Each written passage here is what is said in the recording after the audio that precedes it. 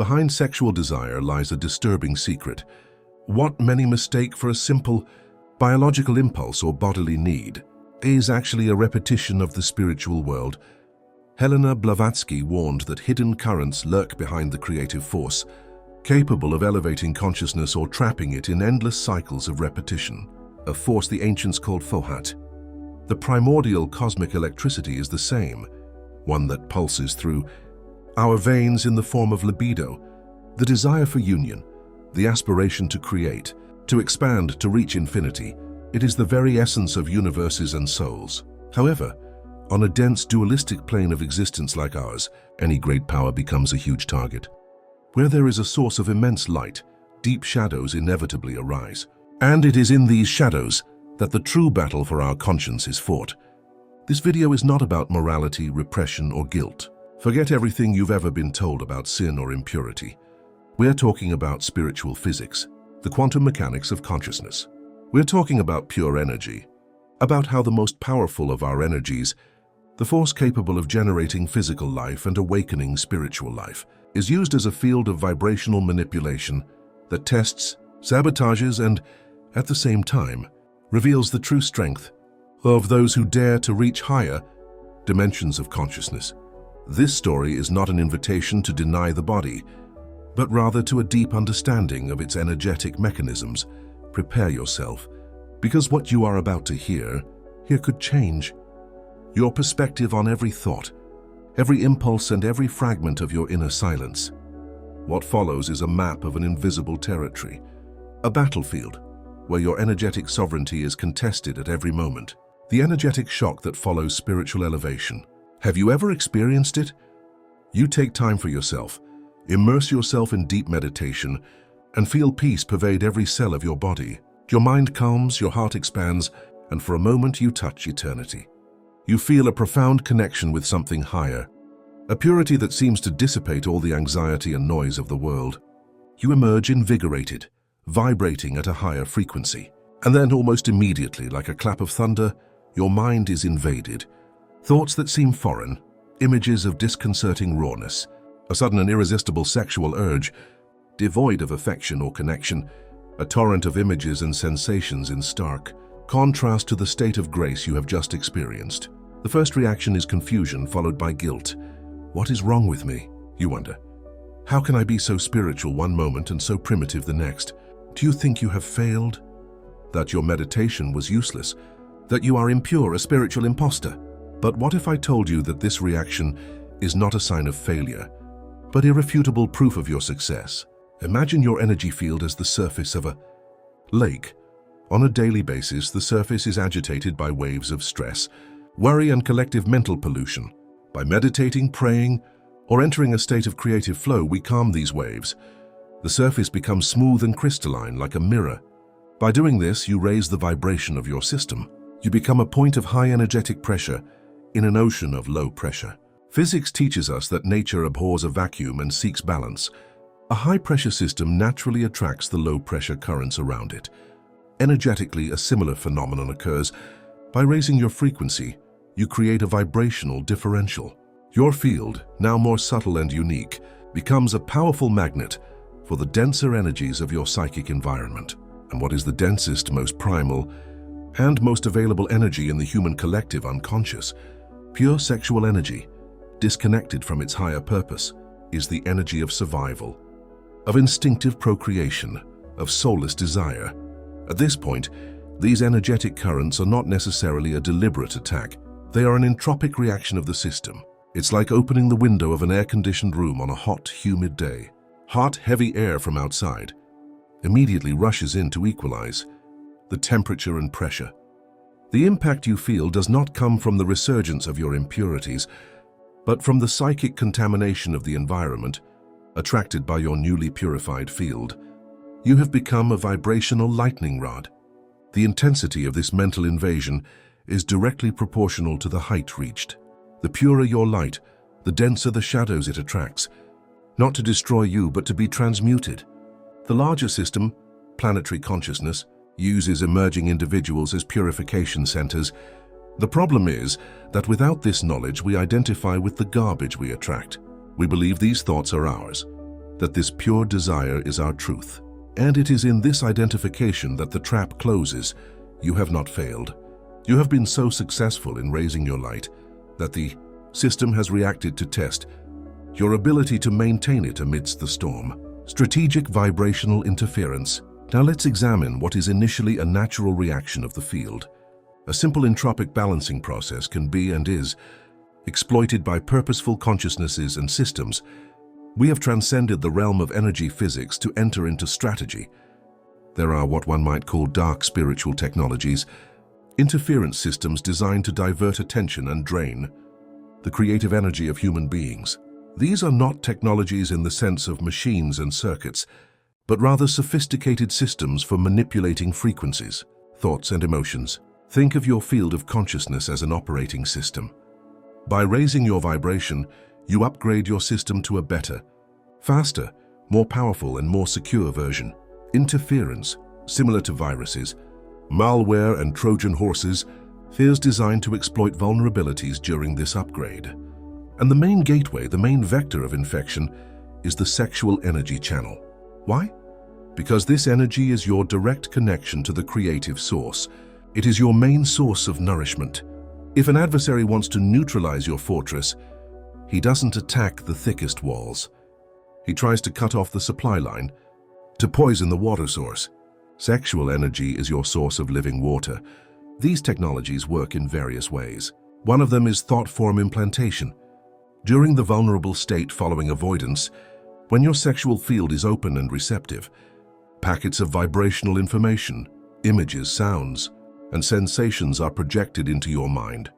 They are designed to be shocking, addictive, and connect to any unresolved wounds or insecurities. If you suffer from an abandonment wound, the images will evoke lust and possession. If you suffer from an unworthiness wound, the images will evoke degradation and submission. They are personalized. Another technology is to create energetic hooks. Every time you give in to a manipulated impulse and act unconsciously, whether through compulsive pornography, obsessive fantasies, or face-to-face encounters, a small etheric hook attaches to your auric field. These hooks act like drains, creating a permanent channel through which your life energy, your creative force, slowly flows. Over time, a network of these hooks is created, keeping your vibration chronically low, making it increasingly difficult to access higher states of consciousness. Manipulation also exists through egregores. Egregores are fields of collective consciousness created and fueled by the thoughts and emotions of millions of people focused on the same problem. The pornographic egregore, for example, is a colossal psychic entity, hungry for low-frequency sexual energy. By tuning into this frequency, you connect to this entity and become one of its batteries. This, in turn, feeds your mind with additional images and impulses, creating a vicious feedback loop that is extremely difficult to break. Interference is strategic because it doesn't seek to annihilate you. That would be a waste of resources. It seeks to turn you into an energy farm, a constant and predictable food source.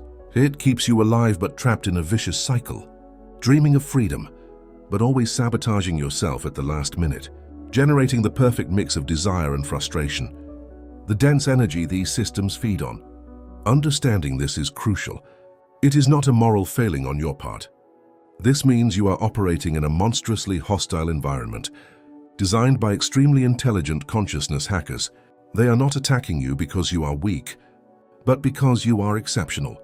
This is perhaps the most important shift in perspective you need to make. The vibrational control system does not waste its most sophisticated resources on those who are already asleep, complacent, and completely immersed in the matrix of materialism and distraction. Why attack someone who already plays the drum voluntarily? The priority target is awakened people, those whose inner light is beginning to shine with an intensity that threatens the status quo. Their spiritual sensitivity is not a weakness, it's a strength, it's a weapon. Highly sensitive people are like high-performance satellite dishes in a world populated by small, battery-powered radios. They pick up and transmit frequencies that most don't even know exist. They are able to anchor higher dimensional energies into the physical plane. A person operating at a frequency of unconditional love, clarity, and determination can raise the vibration of their entire environment, their family, their work, their community. When their energy field is aligned and pure, it acts like a tuning fork, causing other fields around them to vibrate in harmony with it, whether they like it or not. This is extremely dangerous for control systems that rely on maintaining low vibrations like fear, anger, apathy, and confusion to thrive. You, despite all your potential, are an anomaly, a virus in their system. They must neutralize you. And what's the most effective way to disable a powerful antenna? Flood it with noise, with static. Manipulated sexual desire is the ideal parasite. It's primal, powerful, and deeply embedded in our biology. By bombarding your consciousness with disconnected, low-frequency sexual impulses, the system accomplishes two things simultaneously. First, it distracts you. Instead of focusing on your mission, your creativity, and your service to the world, you expend immense mental and emotional energy fighting or giving in to these impulses. Your willpower becomes depleted. Second, and more importantly, it makes you doubt your own nature. It convinces you that you are not a being of light, but an animal dominated by uncontrollable instincts. This distorted self-image is the most powerful of chains. If they succeed in making you believe that you are unworthy, impure, and weak, they will have won. You are neutralized. Therefore, whenever a wave of intrusive thoughts assails you, whenever you feel a desire foreign to your soul invade you, remember, this is not a proof of weakness, but an acknowledgement of your strength. This is the Matrix's defense system, reacting to your growing light. They don't fear what you are now. They fear what you are becoming. They don't attack the sleeping soldiers in the barracks. They attack the warrior approaching the castle gates. You are that warrior. Desire is a manipulated field. Energy itself is neither good nor bad. Fire can heat a house or reduce it to ashes. Nuclear energy can light a city or destroy it. Sexual energy, or creative energy, is the most powerful of all energies available to human beings. In its purest form, it is the force that animates every work of art, every revolutionary invention, every profound mystical experience. It is the energy a loving couple uses to create new life. It is the energy that the yogi transmutes into Kundalini to achieve enlightenment. It is the life force, the Elan vital, the cosmic eos that animates all evolution. It is, in essence, the signature of God in human clay. Activated with determination, awareness, and love, it is the most powerful tool for breaking limiting realities and manifesting new possibilities. It is the fuel of ascension. However, when this same energy is activated without purpose, without awareness, without love, it becomes the most effective tool for personal collapse. The manipulated field of desire operates by diverting this energy at its source before it can rise through the higher chakras to fuel creativity, intuition, and spiritual connection. He gets distracted and gets trapped in the lower chakras. He's forced to spin in circles, creating loops of desire and momentary gratification, followed by an even greater emptiness, demanding even more desire. He's an idling engine burning precious fuel, making a lot of noise but going nowhere. This manipulation transforms an energy that should be expansive into a force of contraction. Instead of connecting you to the whole, it isolates you in a bubble of self-satisfaction. Sex ceases to be an act of communion and becomes an act of consumption. The other becomes an object to satisfy a desire, not a soul to be encountered. Fantasy becomes a refuge, a virtual reality that drains energy. That should be devoted to building a better physical reality. This vicious cycle creates a distortion in the energy field. Creative energy, which should flow upward and outward, is forced downward and inward, imploding on itself. The result is stagnation. The person feels blocked, apathetic, devoid of creativity, chronically tired, and disconnected from their purpose. You feel there's more to life, but you lack the energy to pursue it. You don't realize that your primary source of energy is systematically diverted to fuel a vicious cycle of compulsion. Breaking this cycle doesn't mean repressing desire.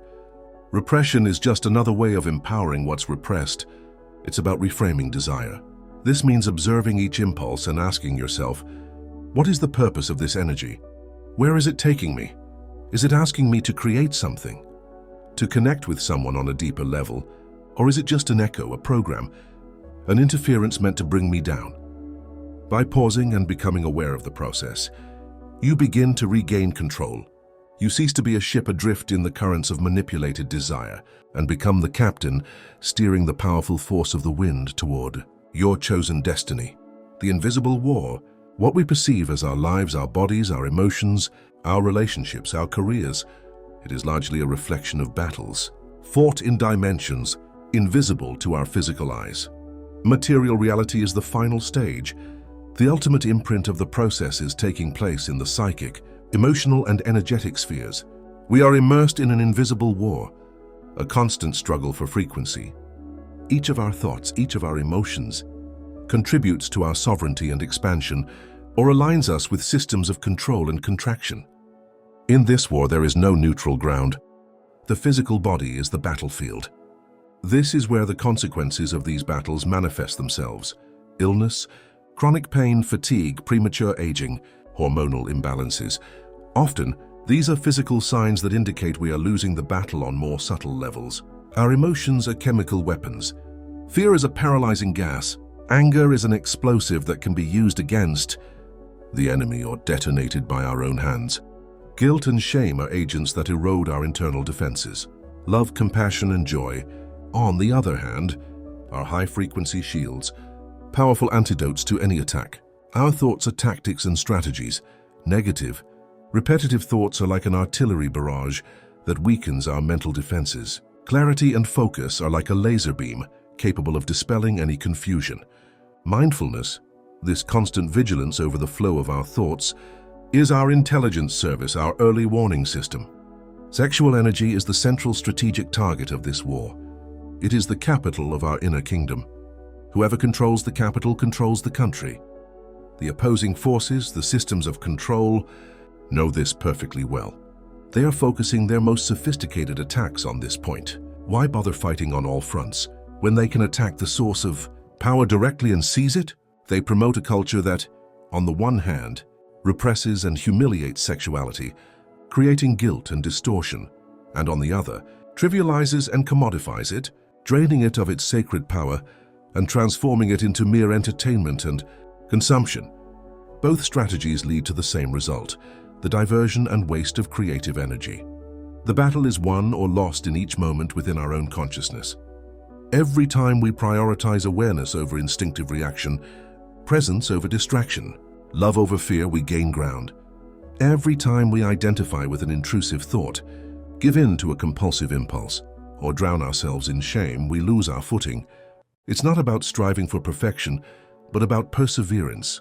A warrior isn't someone who never falls, but someone who always gets back up. Recognizing that you are at war is the first and most crucial step.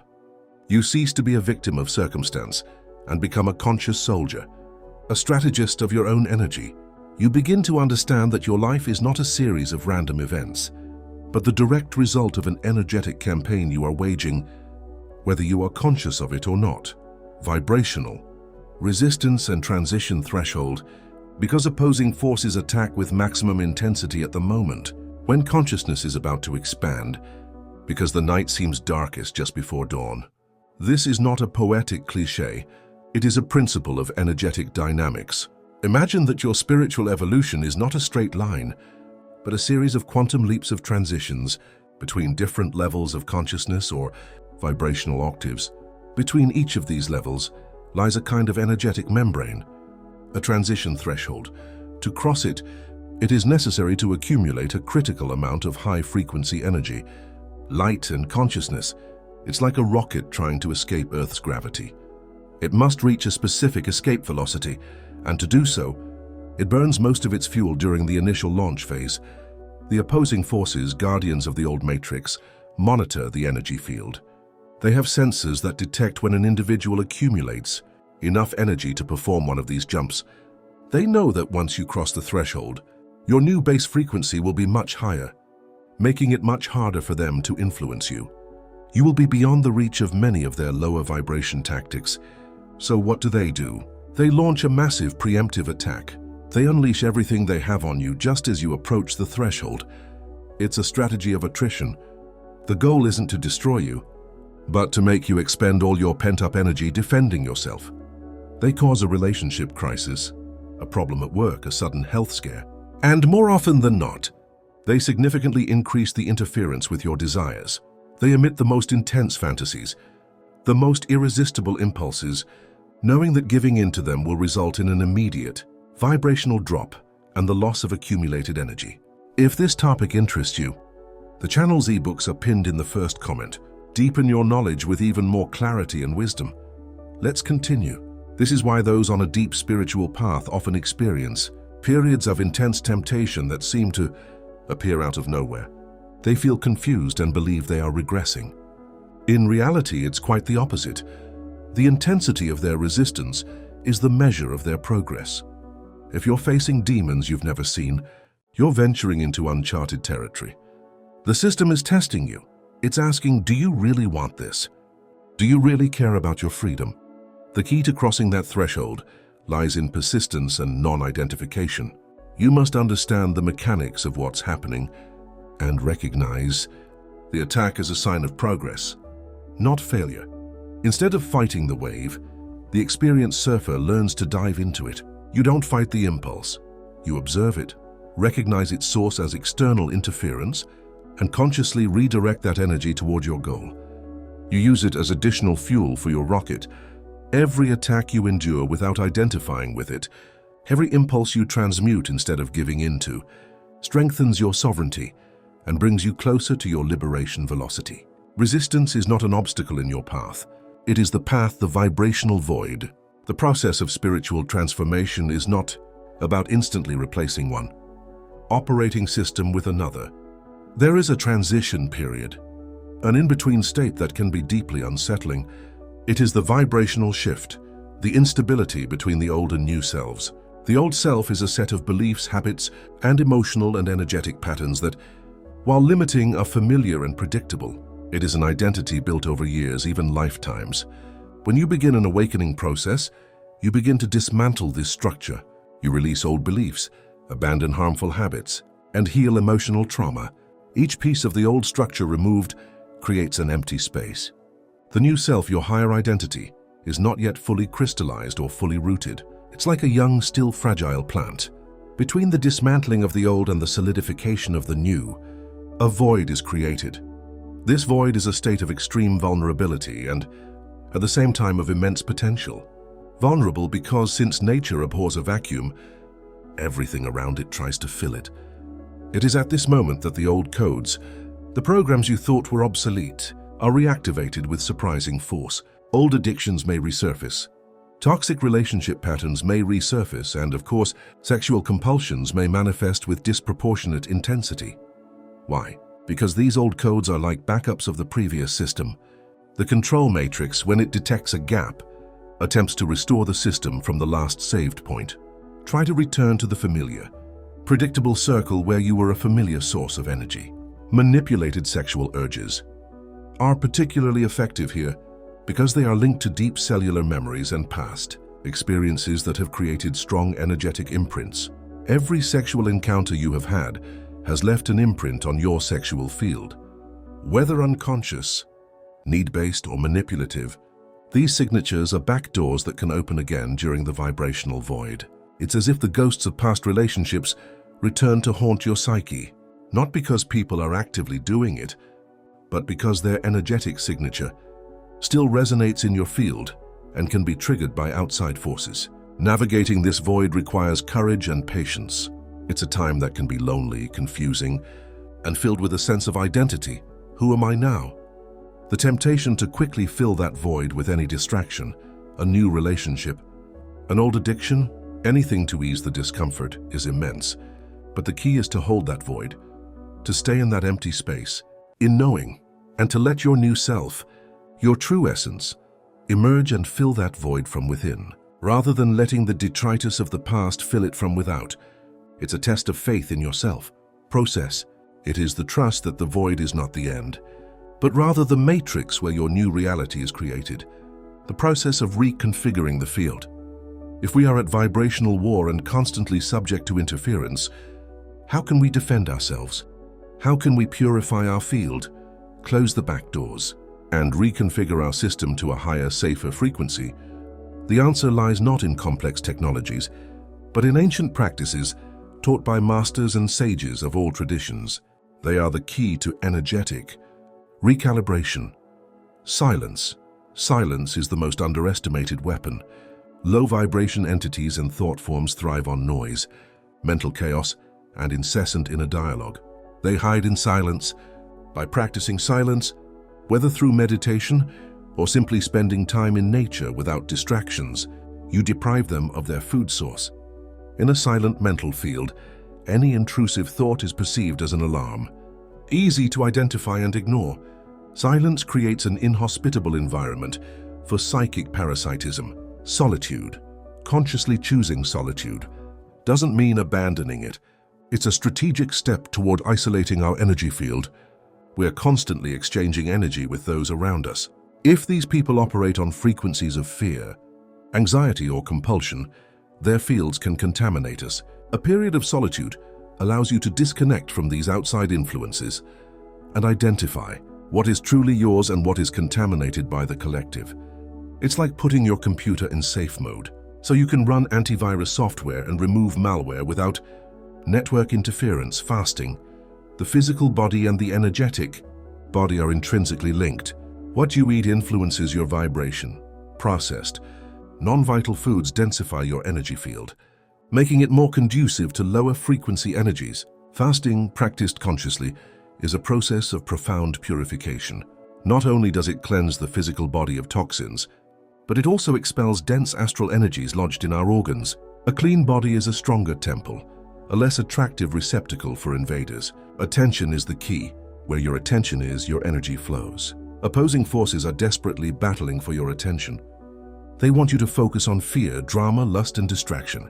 The practice of mindfulness or vigilance involves becoming the guardian of the door of one's mind. One sits on the watchtower and observes the thoughts and impulses that arise. One doesn't fight them, judge them, or identify with them. One simply observes them. Ah, what a fascinating illusion. Where does it come from? Who does it serve? By doing so, you break the identification. A thought only has power over you if you believe it belongs to you. When you observe it from a neutral distance, it becomes a mere cloud crossing the sky of your consciousness. It can no longer control you. Mindfulness is the light that disinfects. Nothing dark can survive the continuous light of conscious observation. These four keys, silence, solitude, fasting, and attention, are not penances. They are tools of power, training for combat. They reconfigure your field of vision, strengthen your defenses, and transform you from a passive target into a sovereign, energetic fortress. Shame, a silent prison code. After the battle, after sending the interference, and perhaps after giving in to the impulse, a secondary, even more insidious mechanism is activated. Shame. Shame is the silent prison code. It is the purifying weapon the system uses to ensure that, even after the attack, you remain at a low vibration. The initial attack, the impulse of desire, is a quick and energetic event. Shame, on the other hand, is a slow, dense, and corrosive state. It is a frequency that adheres to your magnetic field like tar. It convinces you that the problem isn't interference, but your inherently flawed nature. It whispers in your ear, "You're dirty, you're weak, you're hopeless. You'll never be good enough to reach the light." This is its most subtle and ingenious mechanism. Shame paralyzes the conscience. When you're immersed in shame, you can't lift your head to analyze what happened. You can't see the enemy's strategy. You only see your own failure. Shame prevents you from asking for help and talking about your experience. For fear of judgment, it isolates you. And in isolation, interference can go unnoticed. Shame creates a cycle of self-sabotage. You feel ashamed, which lowers your vibration. With a low vibration, you become an even easier target for the next wave of interference. You give in again and the shame deepens. It's the perfect downward spiral, designed to imprison souls for life. Breaking the code of shame is a revolutionary act. It requires radical self-compassion. It requires viewing one's fall not as a moral failure, but as a learning experience on a complex battlefield. This requires dissociating one's identity from action. I gave in to a manipulated impulse. This is very different from saying, I am a weak and useless being. The former is the observation of an event. The latter is an identity decree that imprisons you. Shame is a program, an implant. It is not yours. It was instilled in us by millennia of religious and social programs that used sexuality as the primary tool of guilt-based control. When you feel shame, recognize it for what it is, the second stage of attack. Observe it with the same neutral attention you give to desire. Think of it as a dark cloud, trying to obscure the sun of your true nature. Don't fight it, don't drown in it. Simply illuminate it with the light of your awareness. Say to yourself, I acknowledge this shame program. I no longer consent to it. I am a sovereign being, learning to navigate a difficult environment. I forgive myself. I move forward. Every time you do this, you weaken the code. You erase one line from the incarceration program and regain another part of your freedom. The awakening of the warrior of the invisible field. We have reached the turning point. The transition from victim to domination. The awakening of the warrior of the invisible field. A warrior is not someone who seeks war, but someone who masters the art of inner peace in the midst of outer war. A warrior does not deny the darkness. He understands it so well that it no longer has power over him. The ultimate goal of this path is not to eliminate sexual desire. That would be like trying to eliminate electricity from the universe, impossible and undesirable. The goal is transmutation, the alchemy of consciousness, the taking control of raw, manipulated, and compulsive sexual energy, and its transmutation into the gold of conscious creative force, spiritual ecstasy, and unconditional love. Breaking the cycle means, above all, taking full responsibility for your own energy. It's not your fault if you're attacked, but it is your responsibility to manage your inner state. The warrior stops blaming external forces and focuses on strengthening their own realm. Rediscovering your original energy signature is the next step. Your original signature is your unique sound in the universe, your divine frequency. Before being distorted by programming, trauma, and interference constitutes your true identity. Practices like those mentioned, silence, meditation, time in nature, and creative expression, help clear the noise and rehear your original music. When you begin to vibrate from this original signature, the low-frequency interference simply stops resonating within you.